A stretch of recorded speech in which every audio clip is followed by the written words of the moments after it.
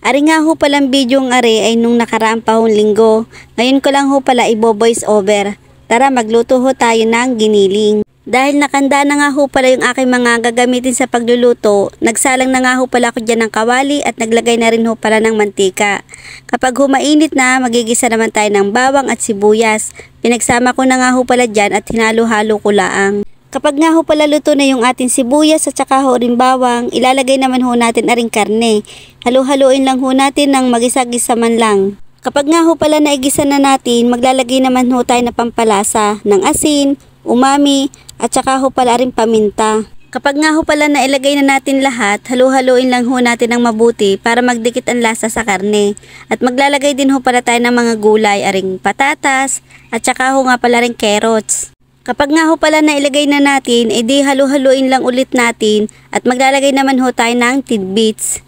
Maglalagay din nga ho pala ko dyan ng tomato sauce at saka ho nga pala rin banana ketchup. Ari nga ho palang niluluto kong ari, abay nakaka-challenge din ho pala. Lutong patsamba na nga lang ho palang ginawa ko diyan. Kung ano-ano na nga lang ho palang nilagay ko diyan. Abay comment na lang ho ninyo kung tama yung aking pinaggagawa din eh. Ari nga ho palang niluluto kong ari ay bihirang-bihira ko lang ho lutuin sa loob ho na 1 taon. Kaya nga ho, hindi ko nga ho alam kung paano ho ari lutuin.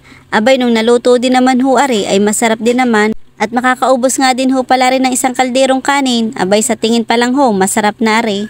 Dahil luto na nga ho pala yung aking nilutong ulam ay tara kain ho tayo at samahan nyo ho kami din kumain. Abay masarap nga ho sana kung marami kayong kakain din eh. Lalo na ho kung mag-aagawang kayo sa ulam. Ay di kayo nakakagana ho yung kumain. Kaso nga lang ho, idadalawa kami din sa boarding house. Yung kasabay ko nga ho palang kumain dito ay si Berba nga ho pala yun. Minsan ko lang din ho yung nakakasama sa vlog. Kung kayo ho'y nakakapanood, edi kilala nyo na ho yun. Ay siya, hanggang dito na lang ho yung aking video. Salamat ho sa inyong panonood. Bye!